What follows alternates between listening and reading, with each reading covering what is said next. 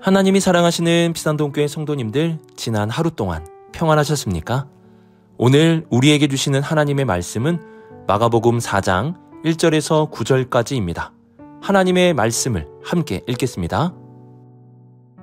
예수께서 다시 바닷가에서 가르치시니 큰 무리가 모여들거늘 예수께서 바다에 떠있는 배에 올라 앉으시고 온 무리는 바닷가 육지에 있더라. 이에 예수께서 여러 가지를 비유로 가르치시니 그 가르치시는 중에 그들에게 이르시되 들으라. 씨를 뿌리는 자가 뿌리러 나가서 뿌릴새 덜어는 길가에 떨어짐에 새들이 와서 먹어버렸고 덜어는 흙이 얕은 돌밭에 떨어짐에 흙이 깊지 아니하므로 곧 싹이 나오나 해가 돋은 후에 타서 뿌리가 없으므로 말랐고 덜어는 가시떨기에 떨어짐에 가시가 자라 기운을 막음으로 결실하지 못하였고 덜어는 좋은 땅에 떨어짐에 자라 무성하여 결실하였으니 30배나 60배나 100배가 되었느니라 하시고 또 이르시되 들을 귀 있는 자는 들으라 하시니라. 아멘. 기도하겠습니다. 사랑의 하나님 아버지, 우리에게 하나님의 말씀을 사모하는 마음을 주셔서 주님의 말씀을 듣고 순종하여 100배의 열매가 가득한 삶이 되게 하여 주옵소서. 오늘도 세상의 복잡한 일들은 잠시 내려놓고 주님의 말씀을 사모함으로 듣겠습니다. 주여, 우리에게 말씀하여 주옵소서. 이 모든 말씀 우리 주 예수 그리스도의 이름으로 기도드립니다. 아멘.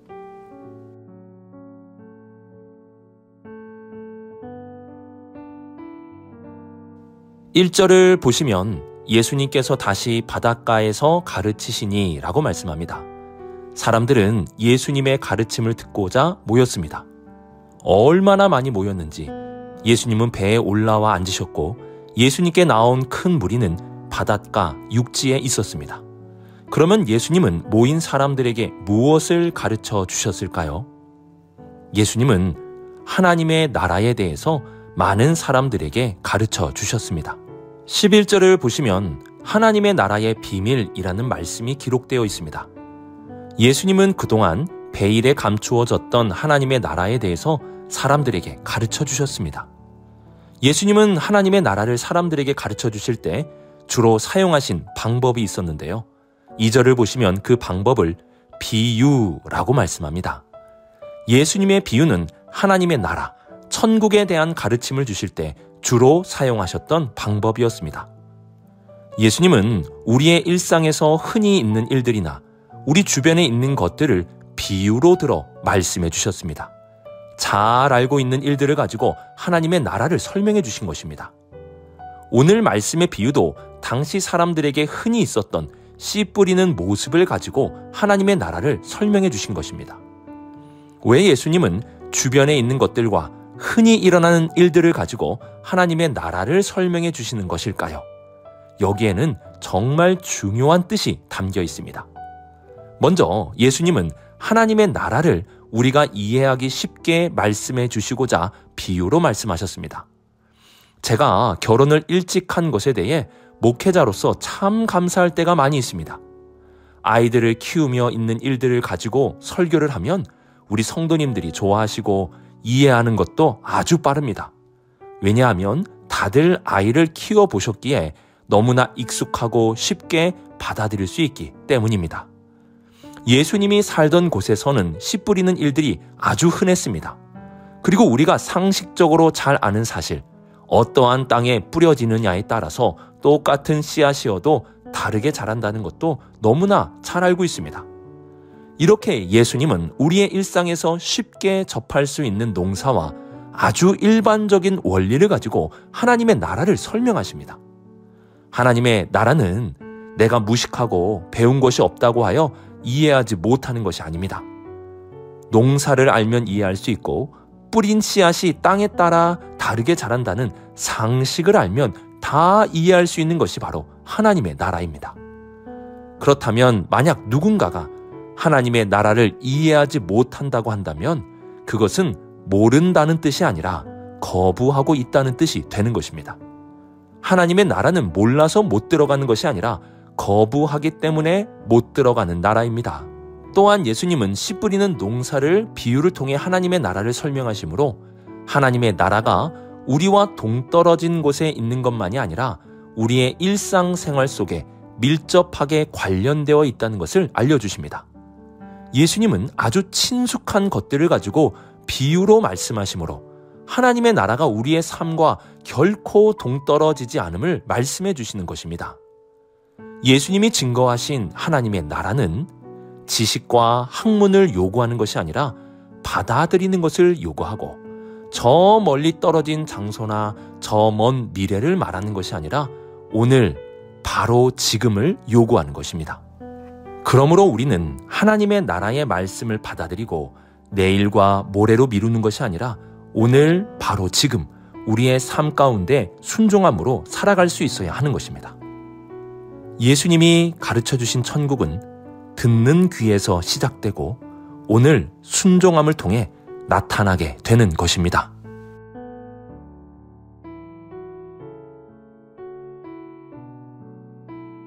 3절을 보시면 들으라고 말씀하시며 씨 뿌리는 자의 비유가 시작이 됩니다. 그리고 9절 하반절을 보시면 들으라고 말씀하시며 씨 뿌리는 자의 비유가 끝이 납니다. 즉 들으라로 시작해서 들으라로 끝나는 것이 씨 뿌리는 자의 비유입니다. 하나님의 나라에서 정말 중요한 것은 하나님의 말씀, 천국 복음을 듣는 것입니다. 씨 뿌리는 비유의 내용도 그러합니다. 씨앗은 하나님의 말씀을 가리키는 것입니다. 4가지 밭은 그 말씀을 듣거나 듣지 않는 우리의 모습을 보여줍니다. 먼저 나오는 길가, 돌밭, 가시밭은 하나님의 나라의 말씀을 듣지 못하는 밭을 의미합니다. 이는 하나님의 나라의 좋은 소식이 선포가 되어도 거부하는 사람들이 있음을 알려주는 것입니다. 어떤 사람은 들어도 다음에 듣겠다고 하며 미루는 사람이 있고 어떤 사람은 박해로 인하여 듣지 못하는 사람이 있고 어떤 사람은 세상의 걱정과 염려로 인하여 듣지 못하는 사람들도 있습니다. 모든 사람들이 하나님의 천국 복음을 듣고 열매를 맺는 것이 아닙니다.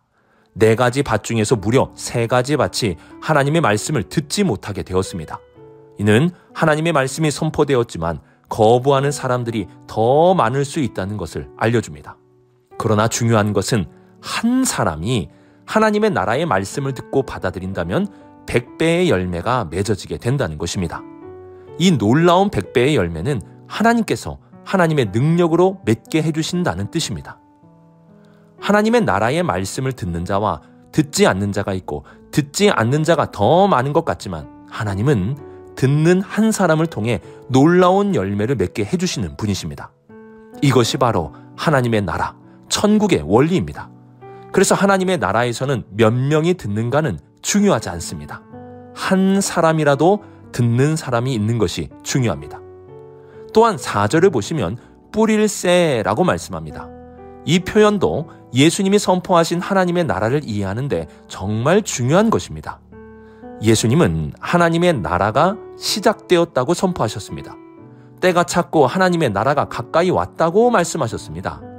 이처럼 뿌릴새라는 말씀은 하나님의 나라의 씨앗이 이미 뿌려졌고 시작되었다는 사실을 알려주는 것입니다. 그래서 씨 뿌린 자의 비유는 하나님의 나라가 이미 시작되었고 그 천국의 말씀의 씨앗이 우리 안에 자라고 있음을 알려주고 있는 것입니다. 씨 뿌리는 자의 비유는 듣는 것의 중요성과 하나님의 나라가 이미 우리 안에서 시작되었다는 것을 알려줍니다. 우리는 좋은 땅이 되어 하나님의 나라의 말씀을 받아들여야 합니다. 또한 하나님의 나라의 역사가 저 멀리 이후에 시작되는 것이 아니라 이미 우리 안에 시작되었다는 것을 기억해야 합니다. 말씀을 받아들이는 자에게는 하나님이 100배의 열매를 맺게 해주실 것이고 말씀을 거부하는 자에게는 이미 시작된 하나님의 나라에 아무런 역사도 나타나지 않게 될 것입니다. 지금 오늘부터 하나님의 말씀을 잘 들으십시오. 그러면 하나님께서 우리 안에 시작된 하나님의 나라의 씨앗을 100배의 열매로 맺어지게 해주실 것입니다.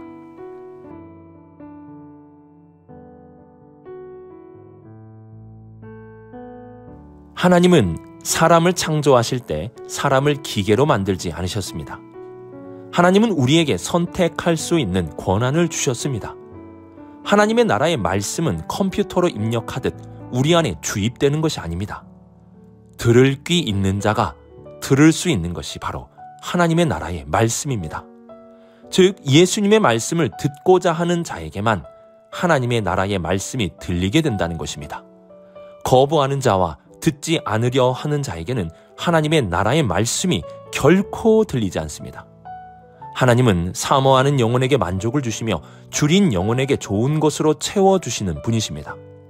그분의 말씀을 사모하는 마음이 우리 안에 있을 때 그 말씀이 들리기 시작하는 것입니다. 저는 가끔 이러한 질문을 받게 되는데요. 그 질문은 하나님은 어떻게, 어떠한 방법으로 말씀하십니까? 입니다. 하나님은 어떻게 말씀하실까요? 하나님께서는 사람이 말하는 것처럼 우리의 귀에 말씀하실까요? 아니면 뭔가 갑자기 생각나는 것으로 말씀하실까요? 아니면 성경으로 깨닫게 하심으로 말씀하실까요? 하나님은 어떻게 말씀하시는 분이실까요? 정답은 하나님은 다양한 방법으로 말씀하시는 분이라는 것입니다. 어떠한 하나의 방법으로만 말씀하시는 것이 아닙니다. 하나님은 자연의 새소리를 통해서도, 또한 바람을 통해서도, 주변의 사람을 통해서도, 어린 아이를 통해서도, 성경을 통해서도, 우리의 마음의 울림을 통해서도, 기도 중에 응답을 통해서도 다양하게 말씀을 하십니다. 그래서 어떻게 말씀하시느냐는 질문은 이렇게 바뀌어야 합니다. 하나님은 누구에게 말씀하시는가? 하나님은 어떠한 사람에게 말씀을 하십니까? 하나님은 사모하는 사람, 들을 귀를 가진 사람에게 말씀해 주십니다. 그러므로 우리는 들을 귀를 가져야 합니다. 하나님의 말씀을 듣고자 하는 마음이 우리 안에 있어야 하는 것입니다. 그 들을 귀를 가진다면 하나님께서는 놀라운 그리고 다양한 방법들로 우리에게 말씀해 주실 것입니다. 오늘의 말씀을 묵상하며 하나님의 나라에 대해 어렵다거나 모른다는 것은 사실 거부하고 있다는 것을 기억해야 합니다. 예수님은 가장 일상적이고 상식적으로 이해할 수 있는 것으로 하나님의 나라를 설명해 주셨습니다. 모르고 있다면 쉽게 배워야 하고 알고 있다면 그대로 받아들일 수 있어야 합니다. 그리고 하나님의 나라는 저 멀리만 존재하는 것이 아니라 씨를 뿌리는 것과 같은 우리의 일상 속에 있음을 기억해야 합니다. 또한 하나님의 나라는 들을 귀를 가지고 듣는 것이 중요하고 하나님의 나라는 이미 시작되었다는 것도 중요합니다. 오늘 내가 하나님의 나라의 말씀을 사모함으로 듣고 받아들인다면 하나님께서 뿌려주신 하나님의 나라의 씨앗을 100배의 열매로 맺게 해주실 것입니다. 오늘도 주님이 말씀하신 하나님의 나라의 복음을 사모함으로 지금 즉시 잘 듣고 받아들임으로 100배의 열매를 거두는 우리 모든 성도님들의 복된 삶이 되시길 주님의 이름으로 축복합니다. 기도하겠습니다. 사랑의 하나님 아버지, 오늘 우리에게 하나님의 말씀을 사모하며 듣는 마음을 주셔서 우리 안에 하나님의 나라의 씨앗이 심겨져 100배의 열매가 맺어지게 하여 주옵소서. 세상의 걱정과 고난으로 하나님의 말씀을 거부하지 않게 하시고 힘들수록 더욱 사모하게 하시고 더욱 들으려는 마음을 가지고 살게 하여 주옵소서. 그래서 우리 모든 성도들의 삶에 그리고 장래에 100배의 열매가 맺어지는 복된 삶이 되게 하여 주옵소서.